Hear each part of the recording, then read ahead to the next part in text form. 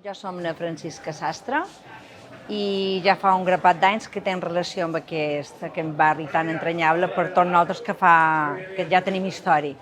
Te'n record, la primera vegada que vaig venir aquí jo tenia 11 anys, encara no tenies 12, i nosaltres corríem pels passillos a les hores baixes, quan mon pare i mare van començar a tenir contacte amb els antics dueños d'aquesta parada.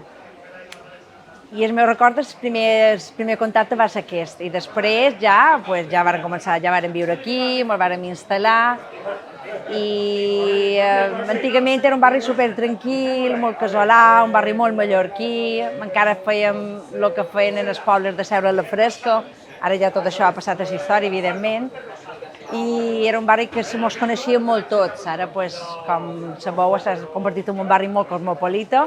La veritat és que molt bé, perquè el canvi també ha estat gradualment i és un canvi per jo molt positiu.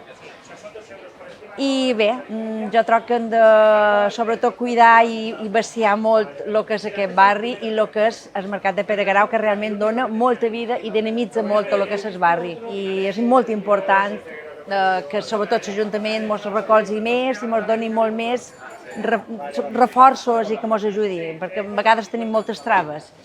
Però bé, això és el que hi ha. És un barri que necessita, a part de lo que és el mercat també, que se facin més inversions, tant en el tema de centre de salut com en el tema de centres socials, cívics, i és molt important que realment un barri tan massificat com tenim i tan poblat que hi hagi més recursos.